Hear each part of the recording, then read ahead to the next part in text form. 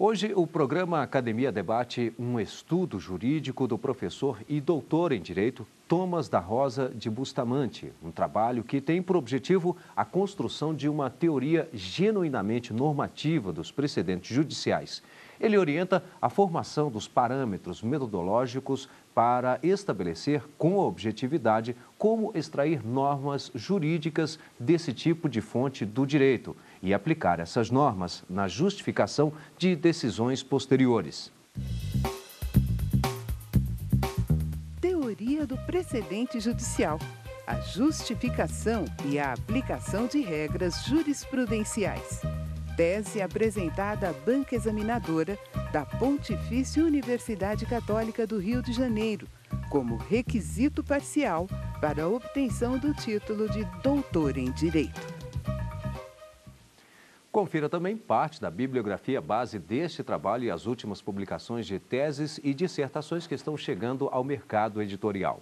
Para debater a dissertação, convidamos Guilherme Scott, doutor e mestre em Direito pela Universidade de Brasília e professor de Teoria e Filosofia do Direito da UNB, e Menelik de Carvalho Neto, doutor em Direito pela Universidade Federal de Minas Gerais e professor na UNB.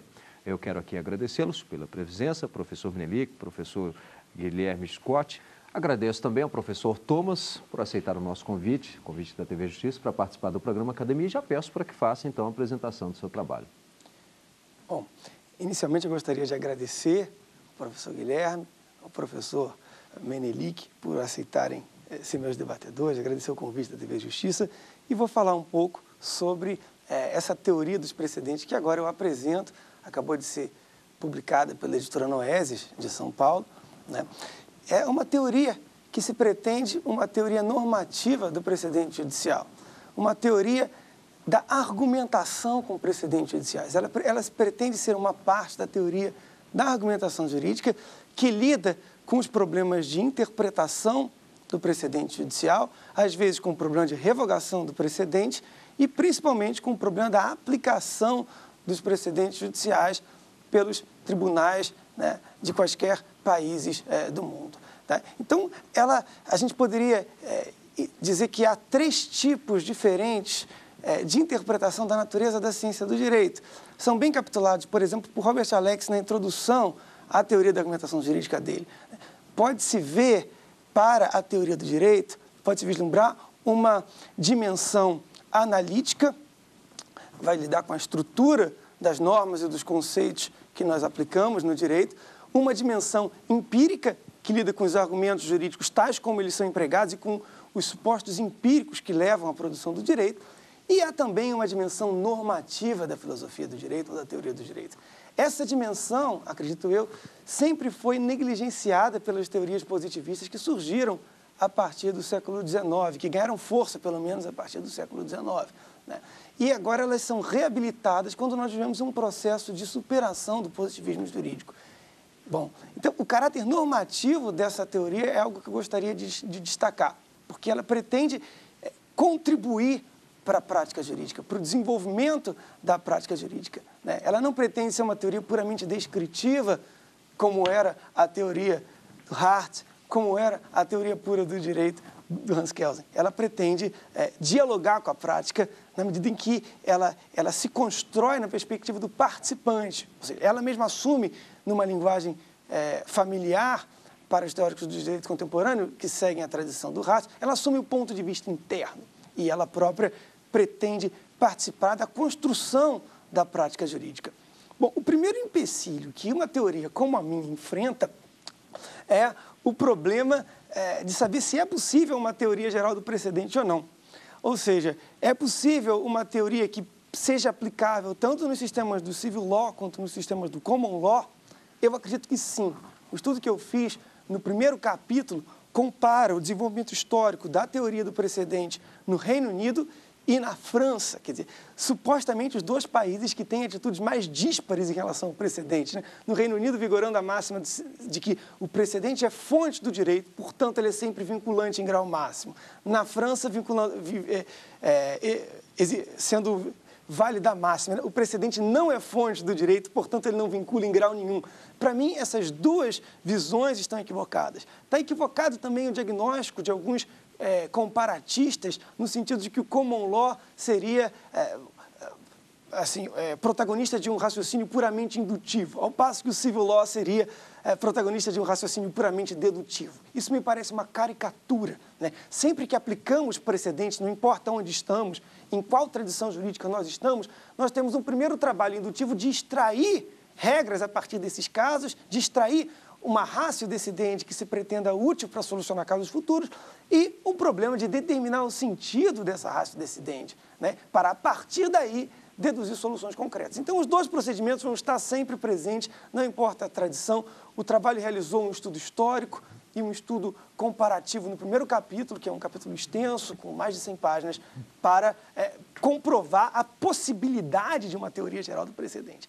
Uma vez comprovada essa possibilidade, o trabalho, então, vai dizer qual vai ser o nosso referencial teórico. E aí foram dois os autores que influenciaram mais o trabalho. A teoria da argumentação jurídica do Robert Alex e a teoria da argumentação jurídica do Neil McCormick. A teoria do Robert Alex está mais sistematizada, né? Há um livro específico. A do McCormick está mais dispersa em vários trabalhos isolados, né? Enfim, o que me atraía na teoria do Alex era, primeiro, a base que ela tem na teoria do discurso, que me parece ser a teoria ética mais avançada que nós temos para se justificar a correção de normas, para se dar um critério intersubjetivo e filosoficamente denso para justificar normas jurídicas. Então, esse fundamento que a teoria da argumentação jurídica do Alex tem, ele exerceu uma grande influência sobre o trabalho, principalmente a tese do caso especial, a tese de que o discurso jurídico seria um caso especial de discurso prático geral, né, como o discurso ético, como o discurso moral, mas o discurso jurídico teria a particularidade de que, além das decisões estarem corretas do ponto de vista da racionalidade prática, elas devem também observar o direito positivo, o direito institucionalizado, né, e vigente num determinado estado, num determinado momento. Então, há uma tensão, que Habermas coloca muito bem, uma tensão entre a faticidade do direito e a sua validade, entre a positividade e a legitimidade do direito, né? De sorte que, na argumentação jurídica, há uma dupla obrigação, uma obrigação de decidir de forma correta, à luz da razão prática, e de decidir segundo o direito positivo. Então, há esse espaço de tensão que há a potencial tensão entre esses dois elementos, a positividade e a legitimidade, ela há de ser solucionada na argumentação jurídica. E para que ela possa ser bem solucionada, é preciso de uma teoria filosoficamente consistente que seja capaz de dar bons critérios de correção para a argumentação jurídica. Então, a teoria do precedente que eu pretendo desenvolver aqui, ela se propõe a estender o âmbito da argumentação jurídica, da teoria da argumentação jurídica, para a prática do precedente. Se você ler, por exemplo, a teoria do Robert Alex, ela tem uma base filosófica, ela tem uma sistematização muito interessante do precedente, mas ela tem apenas duas regras sobre a argumentação com precedente. Uma delas dizendo que sempre que for possível citar um precedente, isso deve ser feito, e outra dizendo que quem quer que queira ir contra um precedente tem o ônus da argumentação. Eu acho isso muito pouco para uma teoria jurídica. Eu acho isso insuficiente. E, por isso, eu pretendi estender essa teoria e a maior parte do trabalho, eu diria 2/3 do trabalho, nos capítulos 3 e 4, eu trato dos problemas de justificação e aplicação de regras que podem ser derivadas através do precedente judicial. O precedente ele só se torna relevante quando dele é possível extrair uma regra que resolva os problemas de indeterminação estrutural e semântica da Constituição, ou do direito positivo, de modo geral, né? Então, o direito ele tem essa textura aberta e esse caráter, muitas vezes, aberto à argumentação, e os precedentes eles constituem uma etapa da concretização do direito, de modo que o direito deve ser aplicado segundo interpretações inscritas, ou melhor, a gente poderia dizer assim, interpretações cristalizadas em regras universais ou universalizáveis, né? Então, há dois problemas aqui. O primeiro problema é o problema da determinação do conteúdo e da força dessas regras. Isso eu denomino de problemas, seguindo a Ginter, né, problemas de justificação de regras jurisprudenciais. Problemas de justificação de regras jurisprudenciais são problemas de validade dessas regras e do grau de força normativa que elas detêm, né?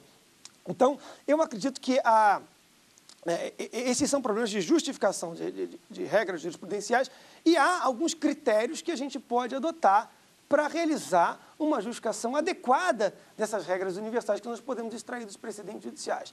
Há uma série de fatores institucionais, como, por exemplo, a estrutura constitucional, a tradição jurídica, as normas de direito positivo sobre precedentes judiciais e os próprios precedentes sobre precedentes que influem na força do precedente. Mas há também fatores extra-institucionais, como a estrutura das normas que você infere desses precedentes, né, e a própria correção substancial da decisão que você quer repetir, né, além da coerência daquela regra com a fundamentação da decisão que você quer propor. Então, esses são os problemas de justificação dos precedentes judiciais. Há também os problemas de aplicação dos precedentes que se ligam, por exemplo, à técnica do distinguishing, né, a diferenciação dos precedentes, que pode ser feita tanto pela redução teleológica da norma, né, uma criação de uma exceção na norma, nessa regra que você infere do precedente, ou pela reclassificação dos fatos. Quer dizer, você reclassifica os fatos e não os considera subsumíveis na regra que você extraiu do precedente anterior. Há também o que acontece com maior frequência, que é o problema da aplicação analógica desses precedentes. Você, através da analogia, você expande o horizonte normativo para casos que ainda não foram solucionados. Bom, a tese vai trabalhar com esses problemas, vai trabalhar também com problemas específicos e problemas reais que o judiciário enfrenta, como, por exemplo, o problema do overruling dos precedentes e, às vezes, o problema da modulação dos efeitos desse overruling, né? Ela vai tentar traduzir todo esse raciocínio em diretivas práticas que possam servir ao aplicador do direito. A gente não acredita aqui numa teoria do direito meramente contemplativa ou, como o Dworkin diz, que se situa num ponto arquimediano, né, acima da prática jurídica. A gente acredita aqui numa teoria que interage com a prática e adota uma atitude hermenêutica em relação a essa prática na medida em que ela influencia e participa da construção dessa prática. Bem, daqui um pouquinho nós vamos para o debate. Por hora, vamos conferir parte da bibliografia base utilizada neste trabalho. O conteúdo jurídico do princípio da igualdade, de Celso Antônio Bandeira de Melo, 3ª edição. Editora Malheiros. As razões do direito. Teorias da argumentação jurídica. Tradução de Maria Cristina Guimarães Cupertino. Editora Land. How to do things with words. 2ª edição Cambridge, de John L. Austin, Harvard University Press. E este é um espaço aberto ao conhecimento e você também pode participar. Para isso, entre em contato com a nossa equipe pelo endereço eletrônico academia@stf.jus.br. Nós vamos agora a um rápido intervalo e em seguida estaremos de volta. Até já.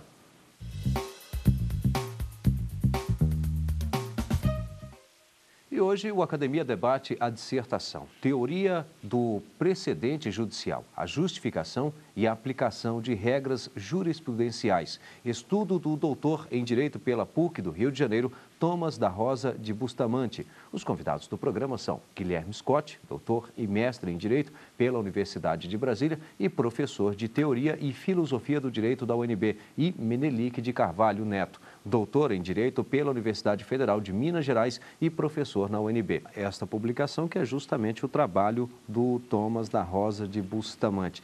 Bom, é o livro sobre o qual nós estamos tratando hoje, né? A publicação pela editora Noesis, de São Paulo, já se encontra à venda no site da editora e em algumas livrarias, foi bem recente o lançamento. O objetivo da obra é justamente construir uma teoria argumentativa do precedente judicial, uma teoria sobre como argumentar com precedentes no direito brasileiro e no direito alienígena também.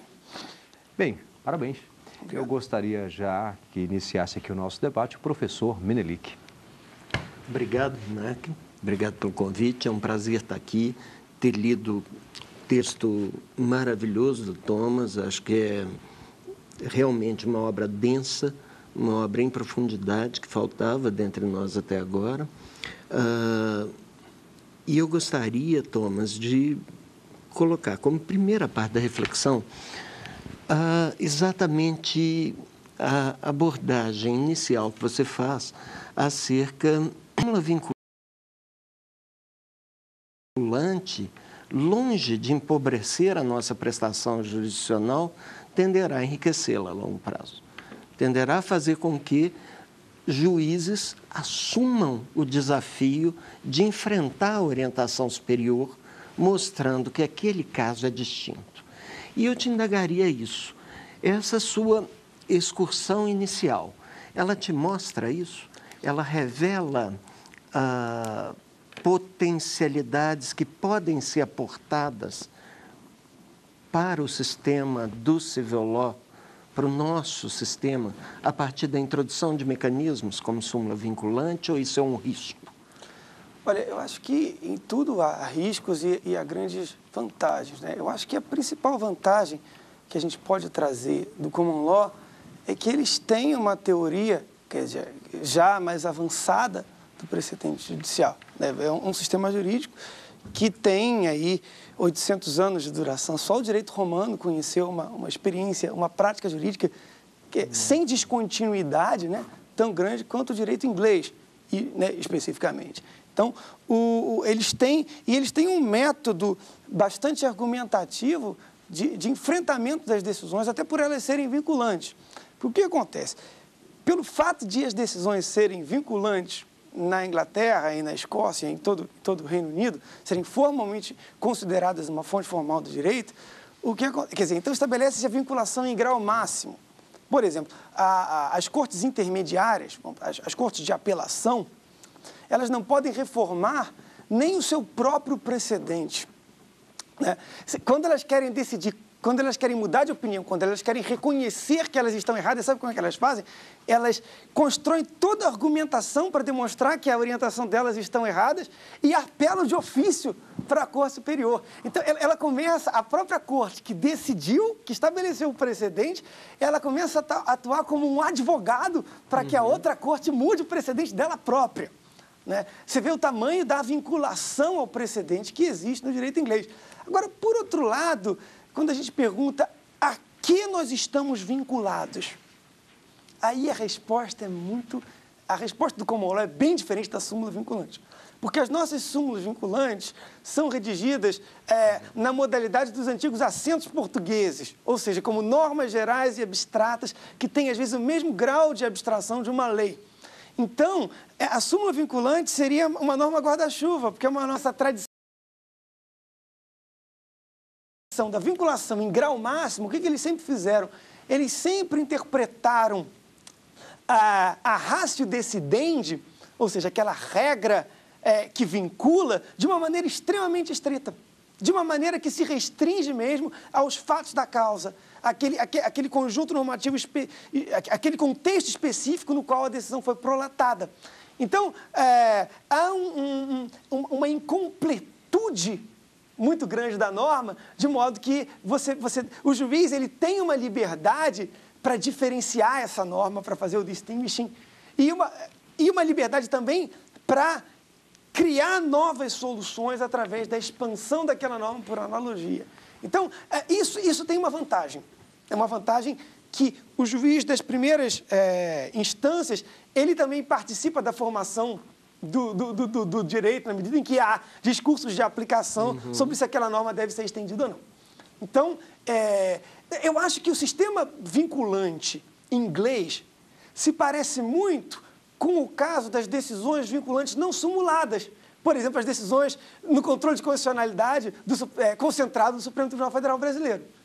Essas são, para mim, eu acho que tem muita gente escrevendo sobre súmula vinculante, mas eu nunca vi alguém escrevendo sobre, né? Sobre, e é algo que eu pretendo fazer, ainda não faço um livro, porque o livro é uma teoria geral do precedente, já ficou com 600 páginas assim, né? Mas eu pretendo fazer no futuro, como interpretar as decisões não sumuladas do Supremo Tribunal Federal, mas que são dotadas de efeito vinculante. Que aí sim nós temos a identidade de situação em relação ao common law. Professor Guilherme Scott. Bom, eu agradeço imensamente ao RIMAC e à TV Justiça pelo convite para poder debater uma tese tão densa e tão atual quanto a do professor Thomas, né? Bom, professor, eu gostaria de discutir alguns aspectos da sua tese, especialmente no que diz respeito à questão, né, e como essa separação de poderes se articula com as diversas teorias argumentativas que você tão bem traz em seu trabalho. Ou seja, é uma preocupação não apenas com a aplicação dos precedentes, mas com o próprio papel dessas decisões judiciais em todo o mundo, mas em nosso caso, no caso do Supremo Tribunal Federal, isso tem se mostrado bastante evidente, né? Nós temos tido uma série de decisões recentes do Tribunal Federal, do Supremo Tribunal, a meu ver, a imensa maioria delas, das recentes, extremamente corretas, né? Afirmando uma série de direitos fundamentais indisponíveis, né? Só que eu vejo, ao mesmo tempo, queria entender a sua posição a respeito disso, algumas dificuldades justamente argumentativas e algumas dificuldades na autocompreensão do papel do Supremo Tribunal, né, como este mesmo Supremo Tribunal entende seu papel institucional, né? Eu questiono, né, a partir das premissas que você traz em sua tese, né, se não seria importante nas decisões judiciais uma espécie de separação do tipo de argumentação prática que cabe ao tribunal, aos tribunais de forma geral e os que cabem ao parlamento, né? Ou seja, isso está no cerne justamente da discussão que você traz entre justificação e aplicação, né? Nós temos uma distinção fundamental aí. Essa distinção, ela diz respeito à separação de poderes, né? Será que o Supremo, quando ele se vale de princípios ou lógicas como da proporcionalidade, da ponderação de bens e valores, né, e vai além da afirmação de que há ou não uma violação, e especialmente no caso do controle de constitucionalidade, né, busca avaliar a qualidade de uma norma em termos dos seus potenciais efeitos econômicos, sociais, ou seja, passa a avaliar os valores ético-políticos que esta norma veicula, né? Será que este é o papel do Supremo Tribunal? Né? Será que ele não está trazendo para si uma gama argumentativa, né, em termos de discursos práticos mesmo, como você bem traz, né, que invadiriam, de certa forma, o papel político de avaliar se tal política é a melhor ou não, se é a mais eficiente do ponto de vista econômico, político, ou mesmo dos valores éticos ou não, né? Ou seja, o que eu gostaria de ouvir, né, de você seria realmente esta avaliação, né? Não, é claro que em termos teóricos mais gerais, do mundo como um todo, mas, claro, né, especialmente com as nossas preocupações locais. Bom, em primeiro lugar, eu gostaria de dizer que, ao contrário de muitos críticos que se colocam dentro da tradição positivista, né, tanto aqui como lá fora, aqui eu gostaria de não citar nomes, mas lá fora, no exterior, a gente poderia citar Scott Shapiro, por exemplo, né, e tantos outros, né, que criticam justamente o fato de ser dado ao judiciário a competência para fazer uma argumentação moral, na medida em que a Constituição se vale de conceitos morais, né, que abrem o discurso prático para a argumentação moral e para valorações mais politizadas e de conteúdo mais normativo. Eu, assim, analisando o que eu tenho observado recentemente no Supremo Tribunal Federal, eu não diria que a Corte tem uma postura ativista. Eu normalmente me dou por convencido, assim, em questões de liberdades individuais, isso que é o tema que eu tenho analisado mais, né? Outras questões, eu não conheço tanto a jurisprudência do Supremo assim, mas nessas questões de liberdades públicas, interpretação que a Corte tem dado ao princípio da autonomia individual, da autonomia moral, eu acho que essas interpretações têm sido, em geral, né, corretas. E acredito que um dos papéis de uma Corte Suprema é dizer o que é a Constituição. É dizer, e não tem como dizer o que é a Constituição, né? Qual é a interpretação que se dá aos fundamentos do direito, aqueles direitos mais fundamentais, sem uma reflexão prática, informada por argumentos filosóficos, acerca dos limites do poder de atuação do legislador. Então, quando o Supremo decide, por exemplo, se é possível punir o aborto de um feto anencéfalo, que é um ser humano que, na verdade, ele, antes de nascer, ele já tem a morte cerebral dele decretada, né? Se o Supremo tivesse declarado, se tivesse decidido num sentido diferente do que ele decidiu, ele teria que rever toda a interpretação que se tem hoje no âmbito médico acerca do direito à vida, né? Os indivíduos com morte cerebral não poderiam ser doadores de órgãos para transplante. Quer dizer, então, a única decisão íntegra e coerente que poderia tomar foi a que ele tomou. E eu fico muito feliz que tenha sido por uma maioria esmagadora e tive muita alegria em ler, por exemplo, o voto do ministro Marco Aurélio, em que ele dedica as primeiras 20 páginas do voto dele a dizer que o Estado brasileiro é um Estado laico. Eu aplaudo isso, né? E acredito que é papel nacional do Supremo dizer os limites do poder legislativo.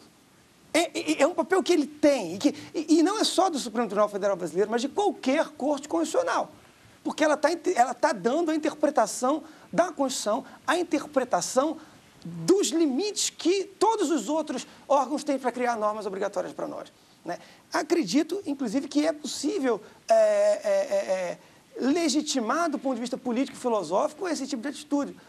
O Robert Alex tem um texto pequeno, curtinho, que está citado, que eu não lembro exatamente o título, mas que ele fala que você pode interpretar o princípio da representação de maneiras diferentes. Pode ser uma representação puramente formal, que se liga a uma concepção de democracia majoritária, né? Ou você pode pensar na representação argumentativa, ou seja, aquela representação que as cortes constitucionais têm, apesar de elas não serem eleitas, mas pela qualidade da fundamentação que elas dão para as suas decisões. Bem, quero aqui agradecer ao professor Thomas, também ao professor Guilherme Scott e, claro, também ao professor Menelik. E por aqui fica o Academia de hoje. Obrigado e até o próximo programa.